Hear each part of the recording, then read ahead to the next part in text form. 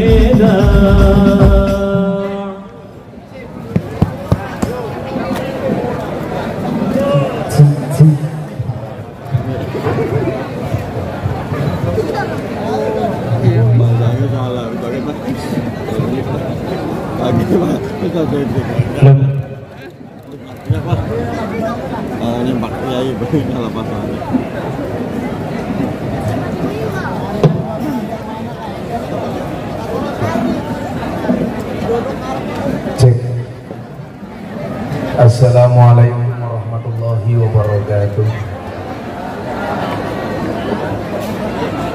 Alhamdulillahirabbil alamin wa kafa. Shalatu wassalamu ala sayyidina Muhammadin Mustafa wa ala alihi wa sahbihi ahli sidqi wal wafa, amma ba'du. Hadratal mutaramin, para masyayikh, para kiai, para habaib, tokoh agama, tokoh masyarakat, takmir masjid dan musola yang saya muliakan, para pejabat yang berkenan hadir dalam semua tingkatannya yang saya hormati, segenap panitia pengajian, Bapak Ibu kaum muslimin wal muslimat, warga masyarakat Tambilor Seliat Indramayu rahimakumullah.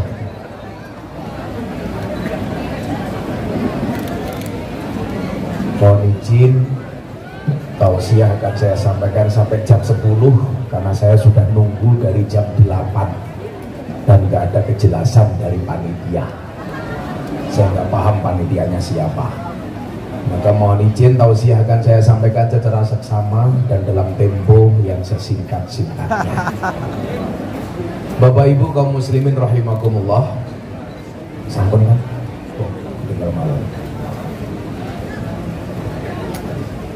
Amal itu diterima oleh Allah kalau rujukannya Al-Quran itu ternyata syaratnya cuma ada 2.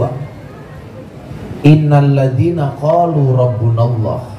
Yang pertama, segala sesuatu amal ibadah harus diniati semata-mata karena Allah, lillah Allah.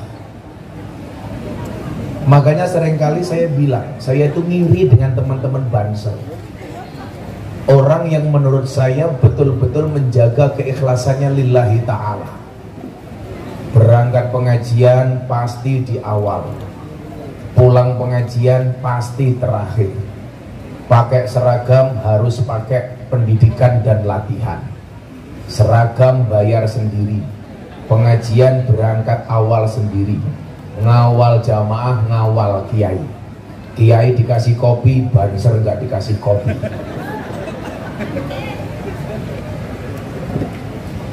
Maka saya bilang, kemarin saya pengajian sama teman-teman kepolisian, hebat mana TNI Polri apa Banser? Saya jawab Banser. Buktinya apa? TNI Polri banyak SK-nya masuk bank untuk hutang. Banser SK-nya nggak ada yang masuk bank untuk hutang. Kenapa? Karena SK-nya nggak laku untuk hutang. Tapi apapun itu, mereka adalah orang-orang ikhlas. Makanya Bapak Ibu, membuat pengajian seperti ini satu saja niatnya, lillahi ta'ala. Saya jadi ingat almarhum al-maghfurlah Habib Mundir al-Musawwah yang punya majelis namanya Majelis Rasulullah. Itu kalau membuat pengajian di Monas yang hadir 100.000 orang. Beliau pengen segera berjumpa Rasulullah, bermimpi ketemu Rasulullah, dan Rasulullah mengatakan, Habib Mundir, kamu akan berjumpa dan bersamaku di usia 40 tahun. Dan ternyata benar, usia 40 tahun Habib Mundir meninggal dunia. Satu saat ketika maulid dilaksanakan di Monas, dihadiri 100.000 orang. Habib Mundir selesai maulid dengan berbangga hati, senang melihat umat Rasulullah berkumpul sekian banyak. Pasti Rasulullah bangga dengan apa yang dilakukan oleh Habib Mundir. Malam harinya, mohon maaf, Habib Mundir mimpi bertemu Rasulullah. Bapak Ibu, kalau Anda mimpi ketemu Miftah, bisa jadi itu mak lampir. Tapi kalau Anda mimpi ketemu Rasulullah, wallah hakul yakin, itu adalah kanjeng Nabi. Karena Nabi Muhammad tidak bisa diserupai oleh siapapun, termasuk oleh setan dan iblis. Makanya anak-anak hadroh, kalau kamu niat sholawatan dengan penuh keikhlasan, Rasulullah akan hadir di dalam mimpimu. Amin. Kamu jangan berkecil hati kalau besok ditanya sama calon mertua kamu, nah pekerjaanmu apa? Kamu jawab penerbang. Apa pesawatnya? Hadroh Airline. Ini Habib Mundir ketemu Rasulullah. Di dalam mimpi itu Habib Mundir merasa pasti dirinya akan disanjung oleh Rasulullah karena berhasil mengumpulkan ratusan ribu orang untuk bermaulid Nabi. Tapi ternyata dalam mimpi itu Habib Mundir mengatakan, wahai Habib Mundir, sampaikan salam bahagiaku, salam senangku kepada mereka yang ikut andil di dalam pengajian maulid. Sampaikan salamku kepada mereka yang pasang umbul-umbul. Sampaikan salamku kepada mereka yang pasang tenda, kepada mereka yang masak konsumsi, kepada mereka yang menjaga pengajian, yang memberikan sumbangsih apapun terhadap pengajian itu. Begitu bangun Habib Mundir langsung mikir, tahu begitu aku sendiri yang pasang umbul-umbul. Itulah kenapa kemudian kita baca satu ayat dalam surat Yasin, waja'a min aqsal madinati rajulun yas'a qala ya qaumi tabi'ul mursalin. Telah datang dari sudut kota seorang laki-laki. Laki-laki ini namanya siapa? Habib bin Musa An-Najjar. Begitu dia mati, ditangisi oleh malaikat. Padahal dia bukan wali, bukan nabi, bukan kiai. Kenapa dia ditangisi malaikat? Bahkan alam langit semuanya bergemuruh ketika dia meninggal dunia. Ternyata walaupun dia bukan wali, bukan nabi, bukan kiai, kenapa dia mati ditangisi oleh malaikat? Karena dia punya satu kebiasaan. Qala ya qaumi tabi'ul mursalin. Habib bin Musa An-Najjar senantiasa mengajak umatnya untuk ikut mendatangi pengajian. Jadi kalau saya boleh artikan, Habib bin Musa An-Najjar itu siapa? Panitia pengajian. Makanya kalau Anda buat pengajian seperti ini, hujan, gak usah berkecil hati. Jangan sampai kita MTS, murtad tanpa sadar. Saya lebih suka pengajian hujan-hujanan, pengajiannya cuma sedikit tapi tidak melibatkan dukun dan pawang hujan, daripada pengajian gak hujan, acaranya besar, jamaahnya banyak, tetapi panitia justru sambat sama dukun dan pawang hujan. Gak masalah. Kan pengajian yang penting bukan masalah jamaahnya banyak atau sedikit, panitia santai saja. nggak usah sambat Mbak Rara. Apalagi sekarang sedang tren Indonesia itu sukanya tanya sama dukun. Sekarang dukun di media sosial lagi hit, lagi viral. Pengen anti gepal, pengen anti bacok, apa yang dibaca lih? Wesi yo wesi. Makanya kenapa saya kemarin dilaporkan ke Polres Jakarta Selatan oleh Persatuan Para Dukun. Gara-gara saya bikin podcast sama Atta Halilintar soal perdukunan. Makanya tadi saya terima kasih, saya buka puasa ditemani sama pengawal saya dari Jakarta yang anak buahnya di Indramayu. Tepuk tangan untuk teman-teman Grip. Ini anak buahnya Maung Hercules. Maung Hercules itu sudah pasrah sama saya. Abah, saya ikut pengajian Abah Miftah dimanapun. Termasuk hari ini ngutus anak-anak Grip ke tempat kita. Sekali lagi terima kasih untuk anak-anak Grip. Hercules itu salah satu tanda apa? Keakbaran Allah. Ditembak dari jarak 2 meter nggak mati, matanya pecah. Saya bilang, mau kamu ditembak nggak mati? Enggak bah, kenapa? Belum diizinkan oleh Allah. Loh, cangkemnya Hercules bisa ngomong. Mata saya nggak apa-apa bah, cuman pecah 1.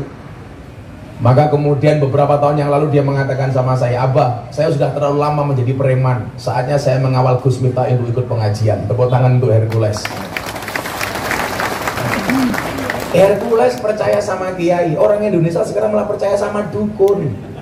Saya bikin podcast sama Atta Halilintar gara-gara begitu maraknya perdukunan.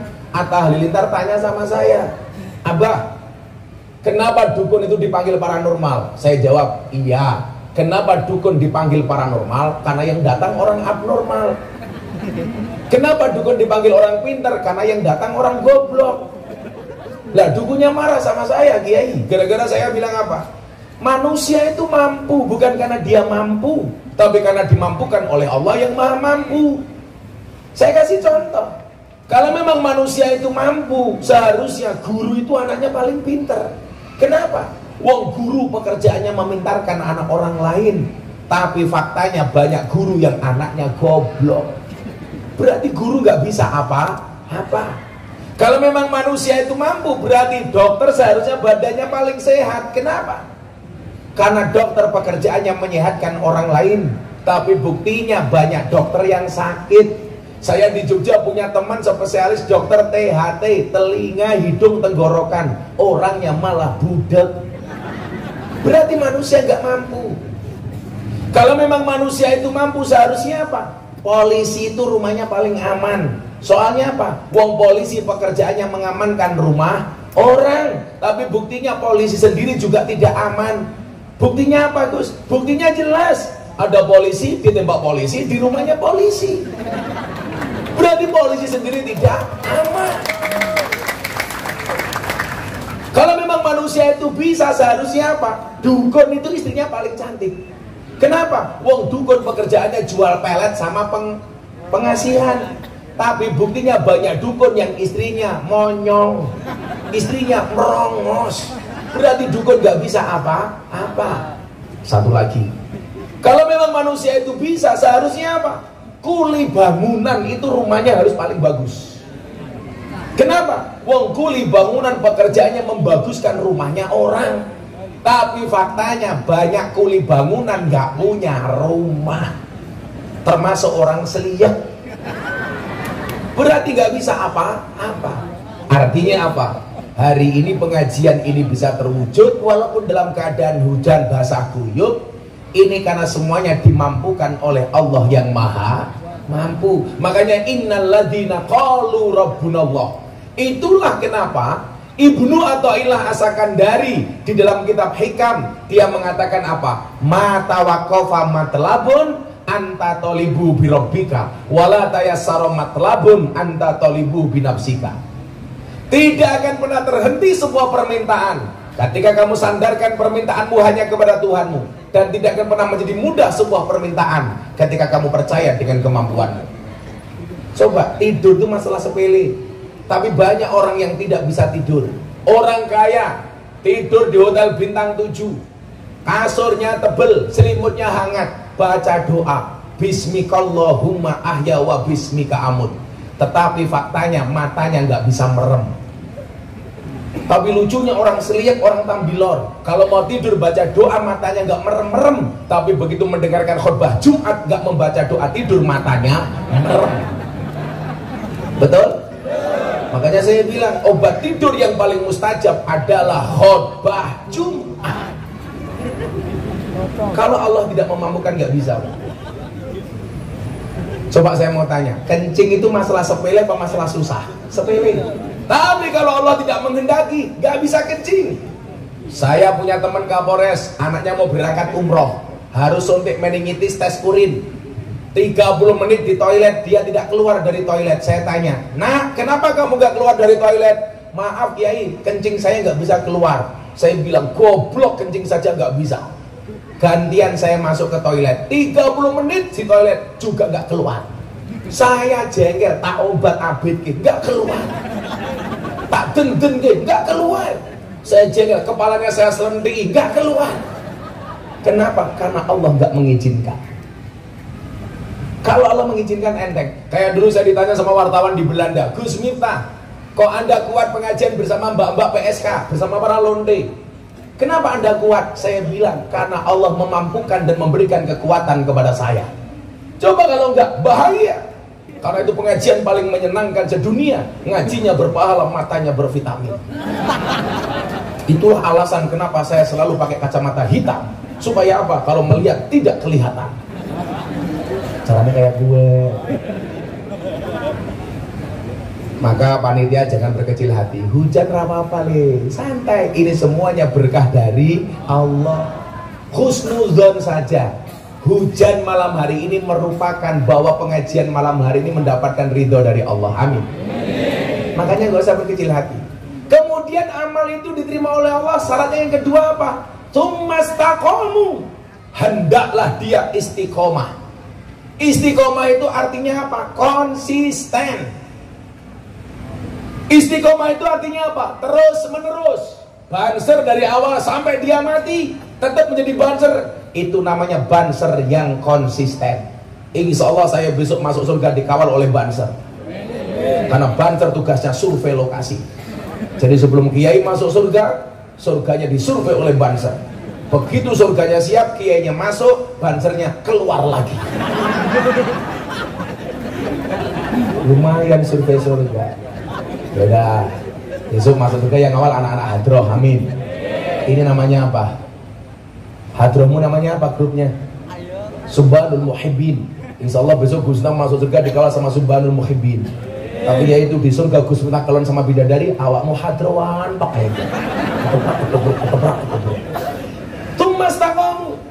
Istiqomah. Ibu, istiqomah itu pasti berat. Kenapa? Karena kalau ringan namanya istirahat.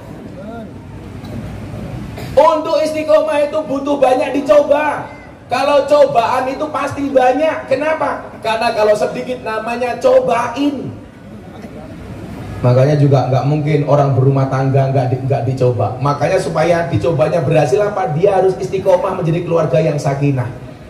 Ibu, mohon maaf, istiqomah, nggak usah ngumbar persoalan dengan suami di status WA, apalagi lapor polisi, ntar dicabut lagi.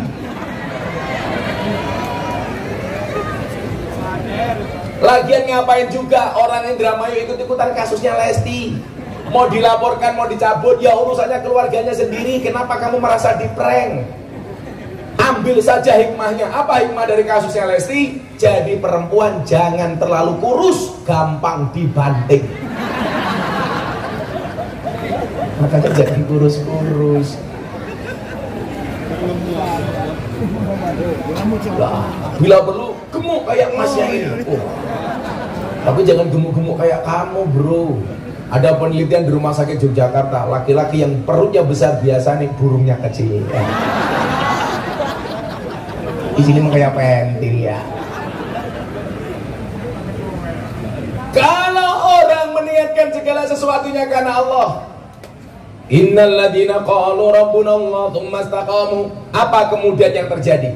Ini yang akan didapatkan oleh kita semuanya, termasuk oleh panitia pengajian malam hari ini. Apa yang diberikan oleh Allah? Tatanazzalu alaihimul malaikah. Maka Allah akan mengutus malaikat-malaikatnya untuk mendatangi kita. Amin. Yakin. Malam hari ini Masjid Ami Nurul Hikmah, Tambilor, Sliyeng, Indramayu, banyak malaikat yang hadir malam hari ini. Amin. Yang di sana malaikat rahmat. Amin. Yang di sini malaikat pembagi rizki. Amin. Yang di sini Israel. Amin. Ini pengajian dolanan HP baik. HP-nya cross baik kaya. Tatanazzalu alaihimul malaikah. Allah akan mengutus malaikat-malaikatnya datang ke tempat ini. Apa pesan yang dibawa oleh malaikat dari Allah untuk kita? Allah menyampaikan pesannya untuk kita melalui malaikat dengan mengatakan, alla takhafu wa la tahzanu. Hai orang Indramayu, jangan pernah takut, jangan pernah susah dengan keadaan apapun. Allah ingin mengatakan kepada kalian semua yang hari ini gak punya rezeki atau kekurangan rezeki, Allah mengatakan, hei jamaah Indramayu, jangan takut. Inni ma'akum, aku bersamamu. Innallaha ma'ana, Allah bersama kita. Maka saya bilang, kita boleh kehilangan sesuatu untuk Allah, tapi jangan pernah kehilangan Allah untuk sesuatu. Kita boleh kehilangan pasangan karena Allah, tapi jangan pernah kehilangan Allah karena pasangan. Malaikat datang, jangan takut, jangan susah. Malam hari ini Allah ingin membisikkan kalimat yang indah di telinga para jomblo. Hei kamu jomblo, jangan susah. Ingat Ar-Rum 21, Allah menciptakan hambanya manusia berpasang-pasangan. Itu artinya apa? Kalau kamu tidak punya pasangan, jelas kamu bukan manusia. Maka sejomblo-jomblonya kalian saya doakan segera berakhir. Amin.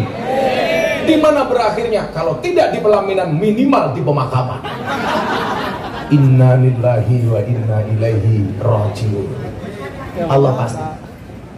Kamu santai saja. Kalau kamu gak punya jodoh, mintanya jangan mengemis-ngemis di hadapan manusia. Kamu mengemis di hadapan Allah.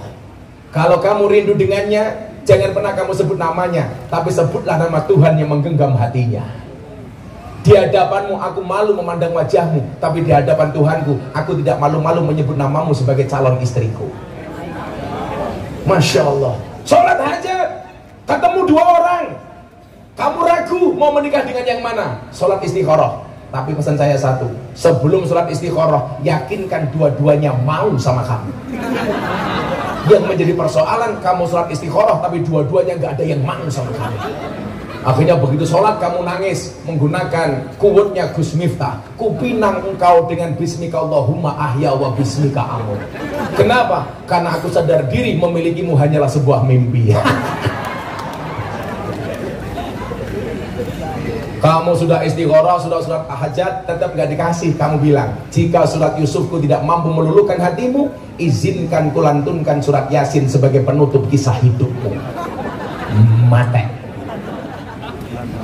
Tatanazzalu alaihimul malaikatu alla takhafu wa la tahzanu. Hei orang Indramayu, jangan takut, jangan susah.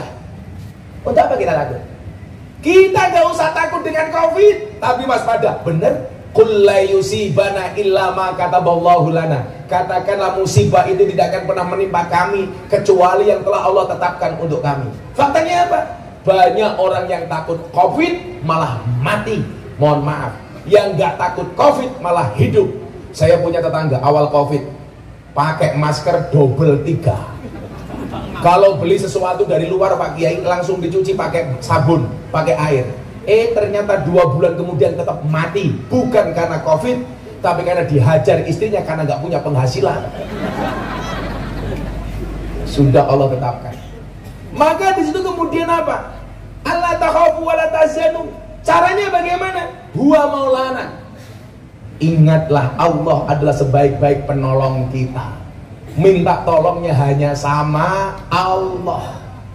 Kamu jomblo, doa sama Allah. Ya Allah, bila dia jodohku jadikan dia istriku ya Allah. Namun bila dia bukan jodohku, mbok dicek lagi ya Allah.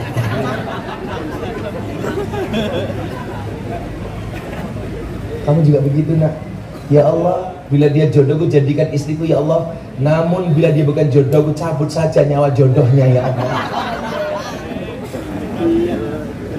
Lah kita kadang-kadang disuruh berdoa males. Masuk masjid kelasnya mat kolamcing, komat teko salam pelencing. Komat berangkat rampung sholat tangannya diangkat doanya singkat. Ya Allah kau tahu yang ku mau. Amin. Makanya kemarin tanggal 11 Oktober Gus Miftah diundang oleh Istana Negara untuk berbicara di acara Investor Daily Summit 2022 di hadapan Presiden, di hadapan para menteri dan pengusaha Indonesia dan dunia. Gus Miftah mengatakan apa? Mau ada ancaman resesi seperti apapun gak ada urusan selama kita punya Allah. Makanya saya bilang, sehebat apapun ikhtiarmu akan menjadi sia-sia manakala tidak kamu sandarkan permohonanmu hanya kepada Allah. Maka kalau kita berbicara orang beriman, surat Al-Anfal ayat 2 Allah mengatakan ciri-ciri orang yang beriman, wa ala rabbihim yatawakkalun. Hanya kepada Tuhannya dia bertawakal. Saya jadi ingat ada kiai yang sukanya berburu. Hari Jumat dia datang ke hutan bawa senapan. Ketemu harimau, ditembak harimaunya, duar. Ternyata harimaunya kebal. Dar-dor pelurunya habis. Gantian harimau ngejar Pak Kiai. Pak Kiai lari, ketemu jurang. Pilihannya cuma 2. Bablas, masuk jurang, kembali dimakan harimau. Akhirnya Pak Kiai ingat dengan wa ala rabbihim yatawakkalun. Tangannya diangkat, matanya ditutup, Pak Kiainya berdoa. Ya Allah, kalau saya harus dimakan harimau, tolong matikan aku dalam keadaan husnul khotimah. Begitu matanya dibuka, ternyata harimaunya nggak makan Pak Kiai. Justru harimaunya mengangkat kedua kaki depannya. Pak Kiai bertanya kepada harimau, harimau, kenapa kamu nggak makan saya? Dijawab sama harimau, yang sabar Pak Kiai, saya juga sedang berdoa. Ditanya sama Kiai, harimau, kamu doa apa? Allahumma barik lana. Jadi doa nguntal Kiai.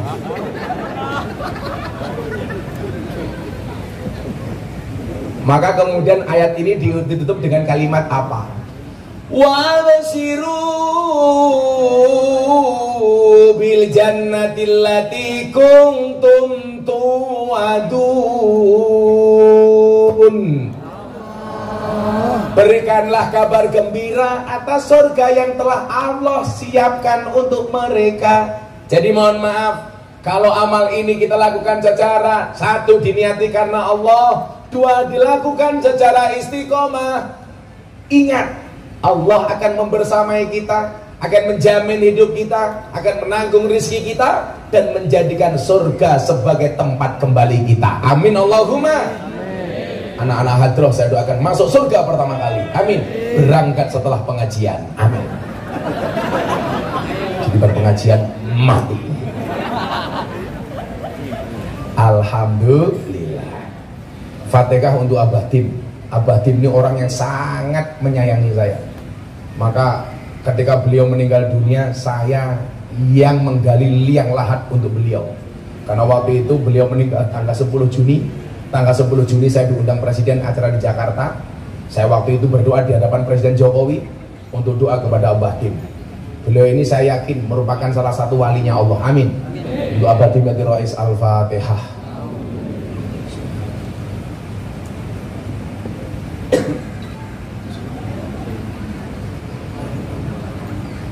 Sudah jam 10.05 sesuai janji saya harus pindah ke Jombang.